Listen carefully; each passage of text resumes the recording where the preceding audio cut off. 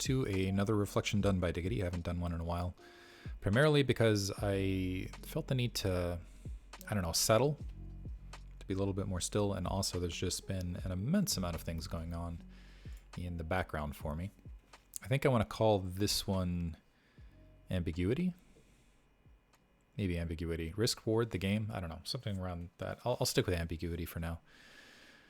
Been in a lot of conversations that have kind of overlapped, and I'm not even sure, honestly, which one came up first, but it seems like in the midst of just all the insanity going on at the moment, for me, this has been kind of an underlying theme as well, which has been interesting in the midst of conversation. So first, let me bring up kind of the concept of a dialectic.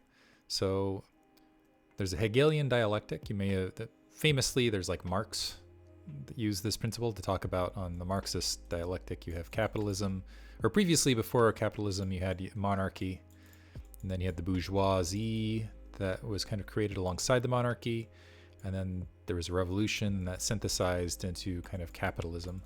And then you have capitalism, and then you have the proletariat, which is kind of like the working class, and then the concept is there'll be another revolution sort of thing, and so on and so forth. And really what the basis of that is you have a thesis, you have an antithesis, and then you have synthesis. And then this, whatever the synthesis is, becomes the new thesis. And then you get another antithesis, and then another synthesis, so on and so forth. So that's been the background of my mind, primarily because someone brought up the point that I think we're oftentimes, sometimes this happens, but more often we're kind of in this space where we've kind of got our tribe here and the tribe that we think's opposite us, or like you have the Republicans and the Democrats, or who knows what. I have this thought, they have that thought. And more often we automatically create a synthesis that is, how do I put this? I feel like there's amazing moments when you have, so you got this, I'll go AT just to save myself spelling. There's amazing moments when it does go here. Specifically when it's not done through like violence, when there's like a degree of like new thought or new emotion, I don't even know what. Some sort of unifying connection where you end up to this stage up here. But more often than not, I feel like we're just stuck at this level. And this is what kind of our perceptions of everything and our particular opinions and whatnot create actually the actual synthesis, which is like not the next stage where this is becoming, I guess the real moment is when this becomes the new thesis. It's like this gets resolved into becoming the new thesis, the combination of the two. But more often than not, we're actually just stuck in the tension of these two, right? And we're kind of like still on the pathway up here. So that's concept one, to kind of keep in mind in the midst of this. Then there's concept two, which is underlying, and this is often brought up in philosophy and kind of things that are, I think it's one of the things that actually majorly influenced nihilism, is the Heisenberg uncertainty principle, which is on the very fabric, the very underlying fabric of reality. If you look at particles, when it comes to particles, you can see where they are, so you have a good idea of their position, or you can have a good idea of where they're headed, or the direction. But you can only know each bit by percentage. So you can be extremely certain, 100% certain where it is, but even if you were 100% certain where it is, that means you're not going to know where it's going, is I believe the essence of it. And really the conclusion of it is like, this is kind of, Einstein actually balked at this. He said God does not play dice with the universe, was I think something along those lines. But this has actually been proven to be true with a whole lot of different experiments. In fact, observing, if you have heard of the Schrodinger, an implication of this is the Schrodinger's cat experiment, where you have a cat in a box, you have a particle that's in one state or another, and it's like you don't observe it, and is the cat alive or dead? And the answer is the cat's both, oddly enough, in that state. And so basically what I'm trying to get at is even at the baseline, so oftentimes I will say that different things work at different levels. Like particles, and the physics around particles is not the same as like the particle is larger objects, as like a brick. Like this is different physics than this, and even different physics when you're talking about like planets or even airplanes. Let's use flight for a different example.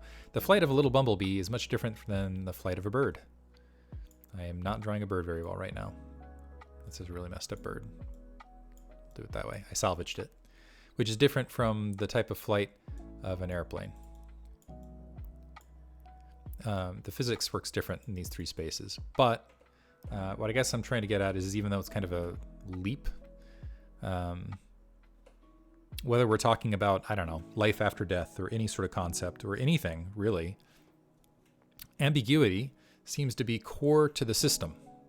This principle seems to hold up just at large.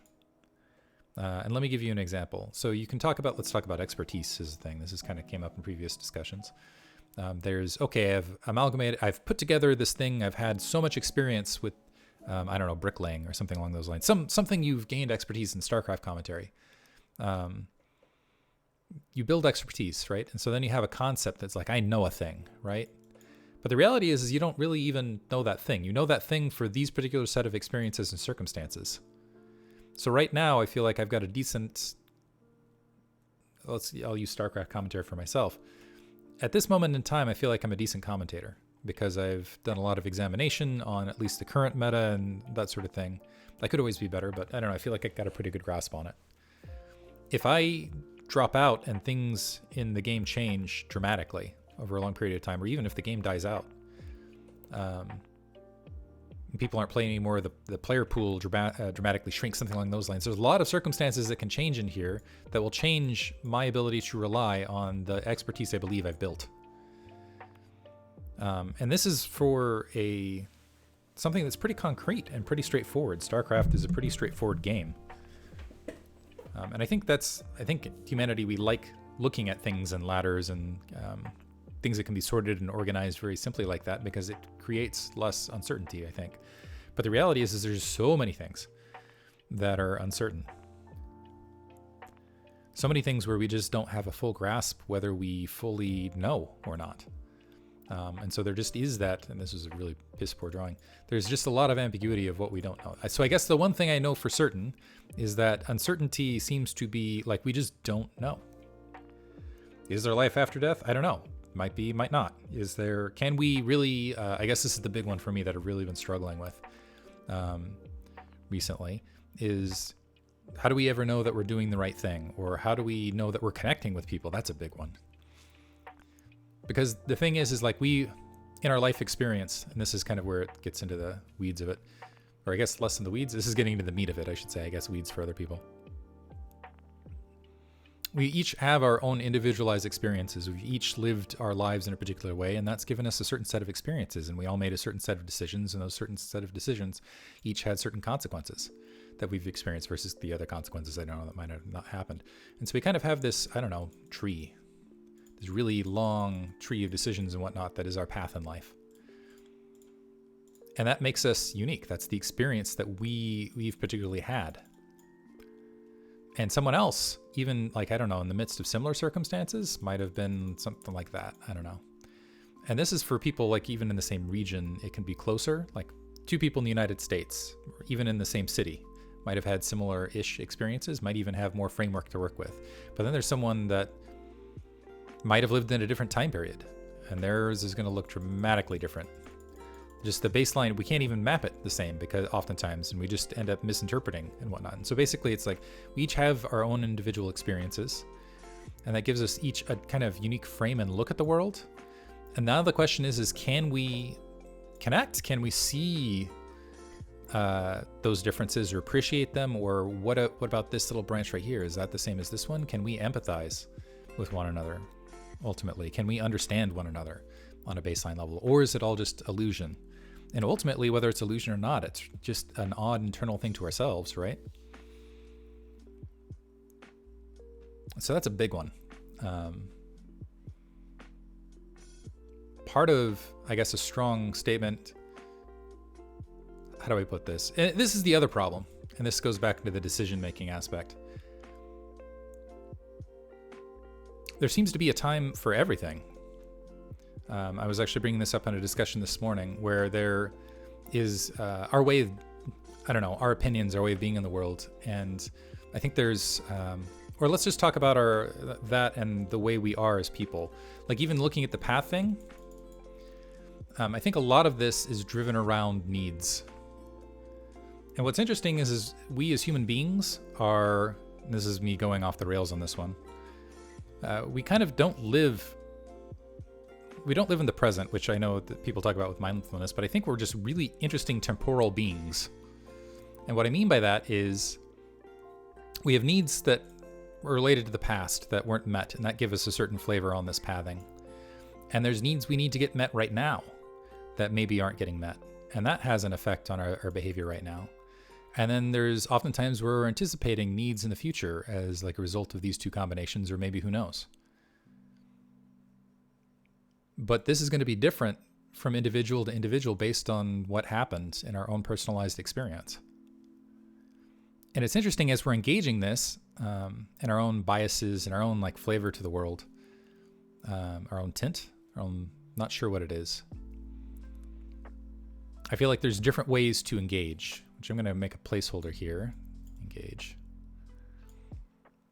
I want to briefly talk about along the side of this is there's different strategies of getting these needs met and different focuses, I think, that happen. I want to try to focus on remaining in the present and actually not worrying about it as much, but that's a struggle, partly because there is a time when you do need to worry about what's happening right in front of you. There is a time when there's a freight train headed at you and you need to get off the tracks. And what's nice about those situations is it's very, very clear.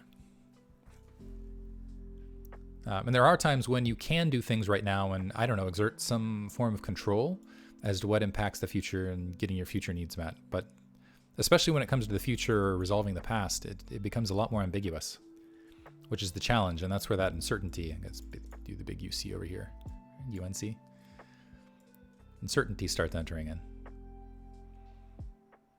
And so I think oftentimes, as far as when people, I think they talk about personality. So a big personality typing system I really enjoy is the an engram, because it looks at base root line motivations, which definitely influences my thought around this. Just FYI.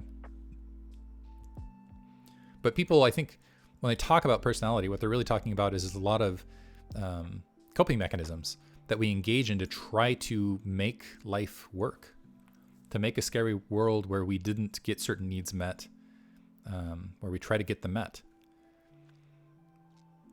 Or, and this is kind of the other side of it, or is life just a gigantic game, ultimately, oddly? Where it seems like someone brought this concept up, where it's like you have a game of Monopoly, and a game of Monopoly is not fun unless you're really engaged in it. So what if that's what life is? It's just a way we've tricked ourselves into feeling very, very engaged in a thing. And ultimately, that's the trick of it. But it's easy to say that when you're not, starving or feeling pain or being oppressed in a foreign country or not the victim of some kind of abuse or haven't been the victim of some kind of abuse in the past. It's much harder to say, oh yeah, be playful with all of it when it's like that stuff has happened. And part of that, it's like, I think when there is an ability to create more clarity, that's sometimes a good thing to engage in. I guess I should actually write this as modes of engagement that I'm going to come back to. But here's the problem is looking at the enneagram, look it up along the side. I'm not going to bring it up here. And different personalities. I've noticed actually kind of, at least I've stumbled on something where I feel like it's an underneath thing where it's like, oh, this attracts that oddly. That just seems to be a way of the world. Weirdly. Or I should say that I've uncovered my own degrees of my own shadow, degrees of my own flaws and weaknesses, and been like, oh, this is some things that I'm attracting into my life, just inherently. Or at least this is what it looks like. And I'm like, oh, I think that just might be something that's the case across the board. And so it's odd. How do I put this? Let me put this a different way. There's all the coping strategies. The Enneagram has 9. I think there's more nuance than that, but they kind of go back to 9 base motivations. Let me give an example. One might be like, oh, I'm just going to try to help everybody. I'm going to go out of my way to be as helpful as possible. Because if you're helpful, then people will acknowledge you and that makes the world just better and safer. I don't know. There's another coping strategy which is like, I'm going to try and anticipate problems as they're happening right now, and I'm going to really worry about them and think about them so I can get them fixed. Or I'm going to be an expert in something. That's another coping strategy. If I'm an expert in something, that means that I have inherent ability to project value, so on and so forth.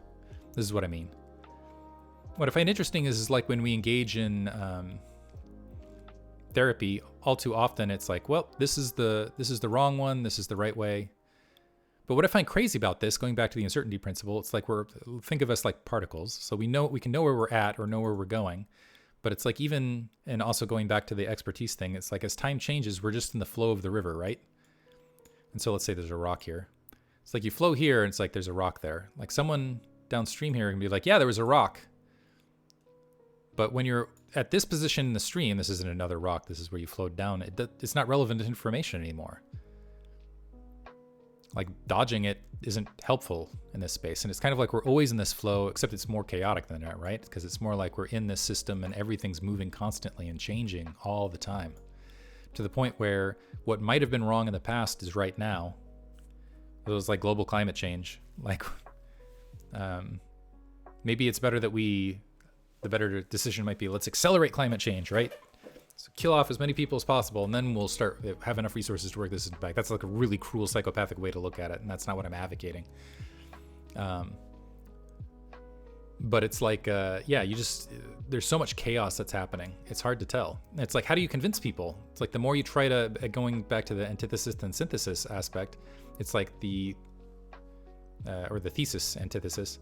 Like the thesis here is there's global warming, and there seems to, just by promoting that or trying to make that a big deal, it seems to create more and more resistance on the other side for unknown reasons to that, to the point where we can't get to synthesis for some reason. It's just bizarre.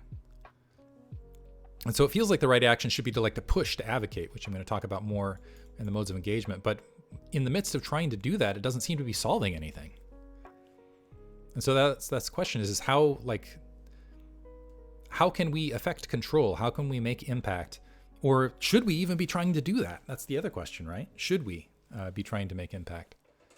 And that's kind of what I find interesting in the scope of therapy or psychoanalysis or a lot of this other stuff is there's some concept of an ideal of a human, I think, where we say this behavior is good, this behavior is bad. And it's like, really? When? Or in what circumstances? Because I think really the issue is that there's certain circumstances where this behavior is appropriate and circumstances where this was a coping mechanism that we learned as individuals to survive. And there's certain times when it just doesn't serve us anymore. And there's certain times where it'll serve us again. And that just seems to be the nature of the world. And part of the problem is like people are trying to comment, or I guess out of some degree of expertise, it's hard to tell. It's trying to comment on position over here. When you're over here, but it's like you're moving too.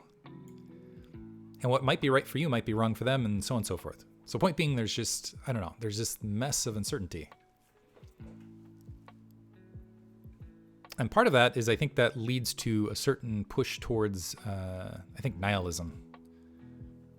Where it's like, the entire endeavor of trying to be a better person or trying to make an impact to make the world a better place or trying to be a good friend or a good spouse or a good anything is pointless. And maybe actually if I just did the opposite, if I did the opposite of the things I'm doing, maybe that would actually make me a better, I don't know. It's hard to tell.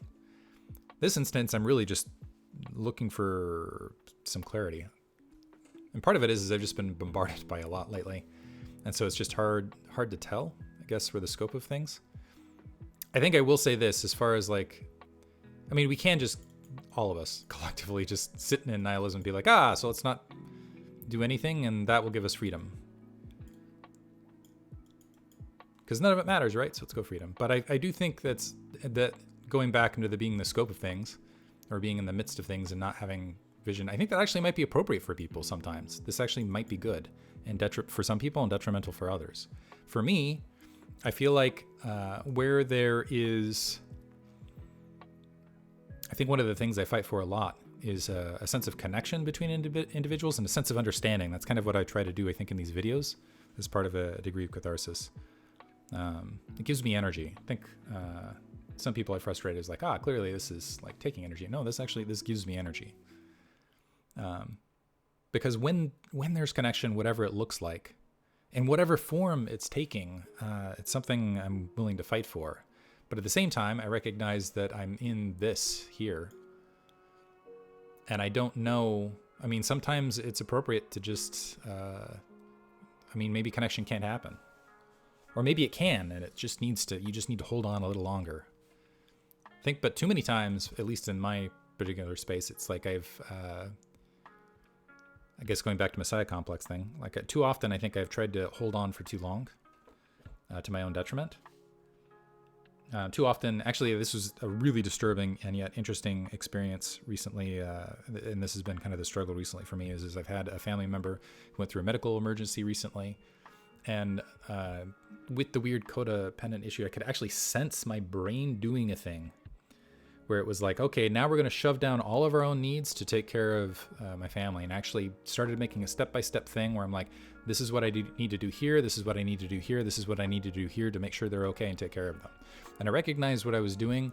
To some degree, I just didn't have the resources to do, and that it actually was in the midst of the thing unhealthy in that moment for me. But I almost didn't have a conscious choice about it, and ended up kind of doing it anyway. And part of, actually, it created a degree of crisis for me, and that is like, how am I going to do this? Like, it almost looked like it might be a persistent long-term thing that I need to do. I'm like, how am I going to have the energy to do this right now? Because I'm just completely out of energy right now. And part of it is I think my fight at the moment is getting into a space where, first of all, I can build up resources again to be able to engage in that, because I think that is a positive thing to do sometimes. But more, I want to be, at least at large, in conscious spaces where, rather than kind of doing that automatically, I'm making a conscious decision to engage in some of those costs. That's just where I'm at right now. Which actually leads me to kind of we'll talk about modes of functionality. I think of the struggle connection, or the struggle for anything, I think there's just different ways to try to engage. And I think one of them, so there's like, I don't know if I kind of want to call it like confrontation. I think it's in the spaces of any thesis, antithesis aspect. There's confrontation. What I think, actually, I think there's three, I would label it this way. I feel like there's three modes. There's confrontation, there's sitting and almost like being present with it, and then there's like withdraw. And I feel like there's two modes to be in, and this is not comprehensive, still a thought I'm working on from today. I feel like there's two modes to be in this space as well, because there's like confrontation where I'm going to be domineering and force you to try to believe what I believe, which I think leads to like the stasis here.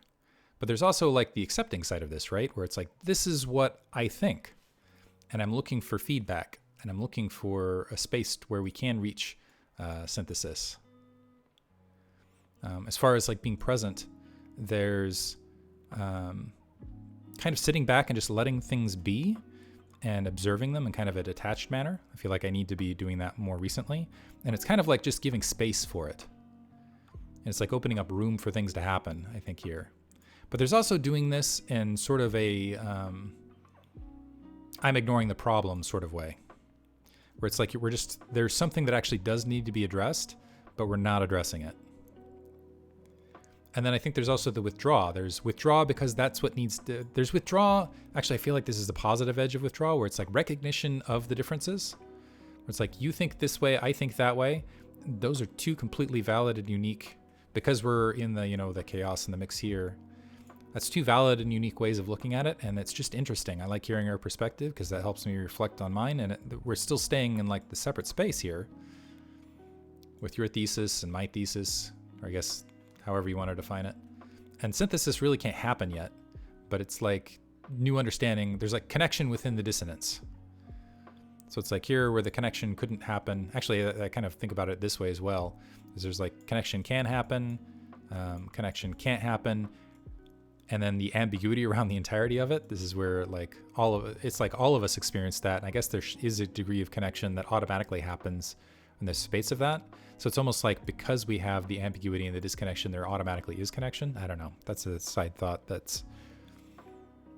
I don't know. I feel like this has been pointed out elsewhere. It's just something I've come to myself. Anyway, but then there's like the negative withdrawal, where it's like, I've just got to exit out. I can't deal with this anymore. I got to evacuate, because there is no resolution here. what I find interesting about each of these spaces is I think we want to label one wrong and the other right. But I think there's times for each that are good or bad. There are times when like being more domineering is important and good. Climate change might be one of those instances. When you see an actual, like someone's on like abusing someone else, like stepping in and it's active and they want help. I think it's good, yeah, to actively hop in and do what you can. And there's a time to do the other thing where it's like, let's just present and see what the differences are. And it's just weird. The problem is like when are we in this space or that space? When should we employ this thing or that thing? I think we each, just because of our individual personalities, have the thing that we favor and have the thing that we just push back against.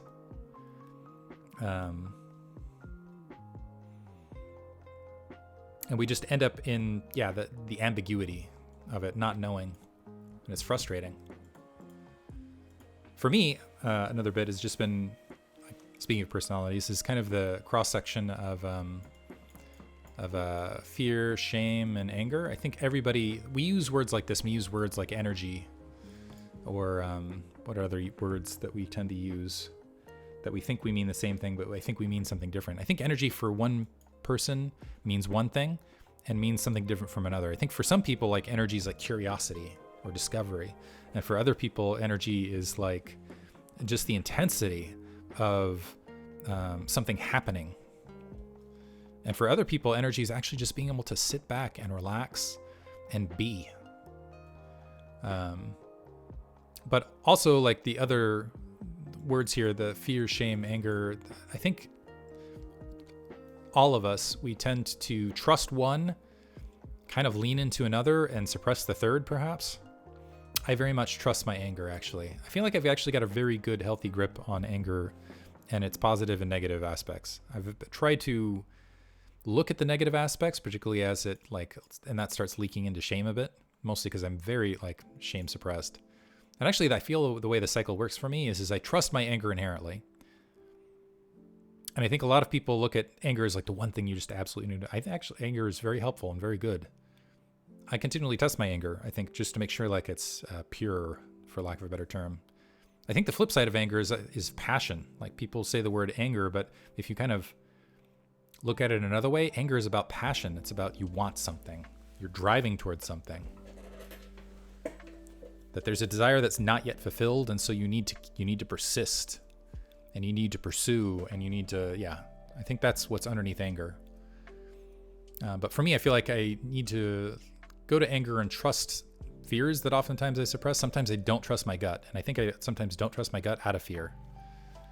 Or sometimes I do trust my gut out of fear. But I feel like I need to sit in fear more often. I talked about that in the previous cast. And what that allows me to do, I think, is look at the dark side of anger as well, and engage with shame. What's interesting is I feel like these are different words. Because for me, I feel like fear is oftentimes like I can see a consequence coming. I can see something coming down the line or not, and I can't control it one way or the other. And I think that's what allows me to step into some form of shame. It's like, I feel too weak to be able to. And this is actually, and being able to look at this and put this out there, kind of in the previous space with the, thesis, antithesis spaces. I think this is where we end up in a better space to be able to observe and understand ourselves, I guess is the other reason I like engaging in this. Because I think it's different for other people. It just is on a fundamental level. And it's interesting because oftentimes I like that. That's why I like hearing feedback. But even in this process, drawing it back to the main point, some people will be like, oh, well, you look at things. I've heard this one a lot. Well, I've heard other things are like, oh, this is what you're struggling with in this space. I'm like, I really don't think that's it. I'm like, no, this is it. I'm like, I don't know, maybe I'm wrong. But one example is that people say, oh, you look at things so black and white. I'm like, I absolutely do not look at things as black and white. which is hilarious because now I'm being black and white in that. I think I present things and I present them with confidence because, again, I'm trying to test it, but I want to hear like okay, what's your opinion? So that I can kind of test it so I can move it one direction or the other. So more often I feel like I'm sitting in some other space, but I hear this enough. I'm like, maybe I do. I don't know.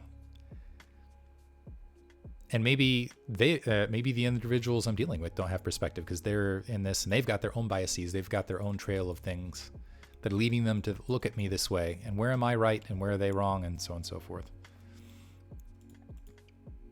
And so I guess the ultimate thing is it's just I feel very wind tossed. It's kind of like what direction to go? Where am I even at? It's a big question mark. But what I'm trying to do now, and in this instance, is be more comfortable in that ambiguity, recognizing where it's really not possible to know one direction or another, whether I'm correct or not, or whether I have a solid grip on my own flaws or strengths or what I'm suppressing or not. But being okay with that and in that ambiguous space and being able to be present with it. And I guess the next step is I still want to fight for or get clarity. Even though I recognize the ambiguity is a thing, I still want clarity around certain things that I'm willing to fight for.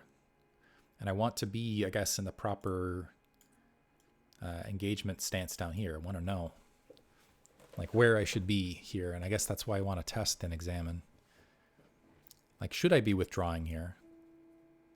Should I be just being present? I think currently I've been trying to just be in that middle spot, the present spot, because that's usually not where I'm at. And just let things happen and observe as they're happening. Part of that is a testing process and an observation of like what's happening internal to me as that's happening and how other people are reacting around me as that's happening. Been engaging in that a lot. It's not usually something I do. Usually I'm sitting in the left and I've been way too reactive.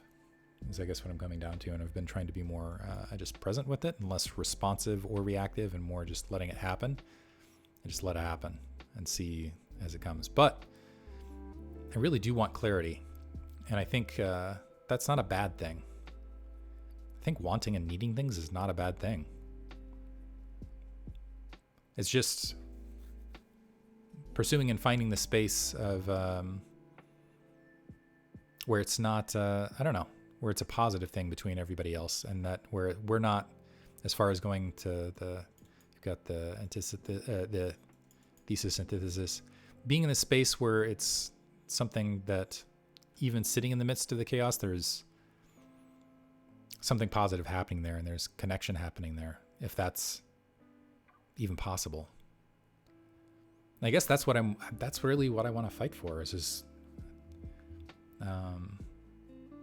that connection, whatever it looks like. I guess in the more beautiful senses, it's like love or friendship or camaraderie, sometimes rivalry, like positive rivalry. In the ultimate negative, it's war. Sometimes war is the good thing. Especially, I don't know, climate change is like one of those big things. And sometimes it's just, we just need to hear each other out and see different perspectives. I don't know. Still figuring all that out. Part of it is, like I'm trying to, and I guess I'm trying to do my work. I'm looking for other people to do their work. And part of, I guess, coming out of the Messiah complex is I can't force other people to do work, or to be more clear, or to be more upfront or whatever not. So I just got to accept what's coming, I guess, in certain places. Or people are saying like, nope, going to withdraw. Yep, that's okay. Or people are saying, no, I'm going to engage. Be like, okay, let's do this and have it be more healthy, I guess. And then part of that is I guess in the midst of this, there is the ambiguity, but there's also, and here's the thing, I think part of what happens in the midst of this ambiguity, and part of what happens in the midst of personality and the needs and the experiences out of the past that we've had is there ends up being inherently, because we just don't know whether we're going to get our needs met or not, or maybe we're not getting our needs met now. There ends up being always a degree of suffering to a degree. And I think there is a way to sit in the ambiguity and actually oddly, and I know this sounds weird, enjoy the suffering as part of like the beauty and the holistic aspect of just how life is. Because I'll use the death of a loved one as an example. When someone you love passes away, it's a terrifying and horrible moment. But at the same time, part of the reason there's that pain is because there is such love and connection there. It's evidenced in that sorrow. And so in the midst of that, it can be, it can be beautiful, it can be enjoyed. I think a lot of things can work that way in a particular way, in particular stance, like practically everything probably. But then there's also engaging in, and I guess this kind of is the positive and negative stance. So there's like the suffering you can engage in and I guess accept. And there's the suffering that can be resisted. I think there's instances to happen in both. There's also times where you can intentionally engage in suffering or intentionally avoid suffering. And sometimes engaging in suffering is beneficial because it can lead to that beautiful thing, or working out is a great example. You can suffer in the workout and it's like a good suffering almost that you can engage in and really enjoy. And it leads to better things, healthier body. It's also going to lead to other suffering oftentimes when, as you age and you're just not able to keep up the same physical. So it creates a degree of suffering there, but it's almost like a beautiful suffering in that regard sometimes, right? Or it can be a negative suffering where it's like you did that instead of other things that you should have been doing. You weren't focusing on these relationships or something along those lines. I don't know. I worry about that sometimes with recent workouts. Mostly it's a form of self-care for the moment. But point being, there's a time where there's suffering we should engage in, we shouldn't engage in. And it's almost like I want to find this space in the midst of ambiguity to know or get more wisdom around being able to make specific decisions as to what suffering to sit into and what suffering to avoid. Like what suffering helps growth and helps understanding or helps connection or helps the good things in life, the thriving, the primalness of like living, and what of it is just suffering. It's just more suffering, to engage in more suffering for suffering's sake almost.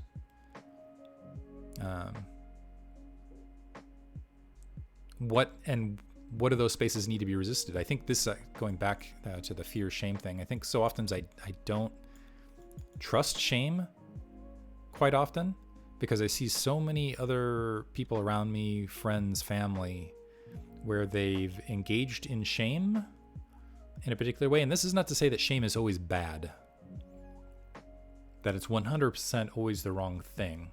But I'll use actually like a big, the church oftentimes is a big place where shame is pushed. What I find it interesting is they'll be like, you're a creation of God, but shame for all of this sort of thing. And it's like how do I put this? I want to push against that and say like your value as a human isn't depicted by how perfect or pure you are, or like this purity culture thing that happens here that drives a lot of that shame. And also creates like weird inversions of it I won't get into right this second. It's another discussion altogether. But it's like, I feel like that should be like the connection of identity or worth to that and the shame that generates should be resisted. But obviously there's also the other spaces where it's like, if you are inflicting unnecessary pain on individuals and it's not useful or helpful to them, then there should be shame around that. And it's kind of like encouraging people. It's like they have the Zen master where they would have the koans, or like some understanding that people would come in to the master and say, hey, this is what I think this means. And the master would smack him over the head with a stick, whap, and send him back out. And eventually the student grabs the stick. And it's like, I'm just not going to allow you to hit me anymore. And that's when the master like claps and is like, you get it. It's kind of what I almost want to do around some of the shame spaces. It's like, I don't know, take control of it. It's not to say don't experience it or that there's not like positive things that can happen in that space. But I guess both for myself in certain spaces, I just am not, I guess this is more speaking to myself than anything, projection. Projection's another big mess in this altogether is like stop beating yourself up or stop hitting yourself with the stick or letting yourself get hit by the stick. Like grab the stick. That's not to say if you're like, I don't know, sword fencing, the stick has got a completely different meaning, right? It's like now you're trying to hone skill and getting smacked with the stick is a good thing again, but there's other instances where that's an okay or even beneficial thing. But if it's just, I don't know, abuse, or if it's just, I don't know, accelerating suffering, should be resisted. But again, all of that goes right back to the ambiguity and trying to sit in it and be comfortable in it and just recognize that it's just part of it is I think I just have to take the stance if it's a game. And it should be fun because we just don't know in so many instances. And part of the thing is the more high risk it ends up being, the more reward there is sometimes.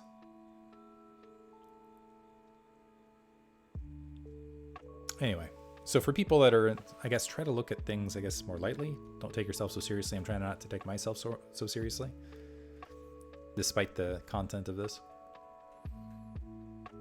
But I think this is the unifying thing. We're all, even the people who are so certain, they're kidding themselves. We're all very much caught up in, just the mess of it all and trying our best. But that's part of the fun of it too, right? And I guess the statement I'm trying to make out of this is, I want to get more comfortable in this, and at the same time, still want to, at least where appropriate, I guess I want to find out where, I want to know where it's appropriate with some degree, push for those things, push for that connection, push for the good stuff of life, the stuff that makes life worth living.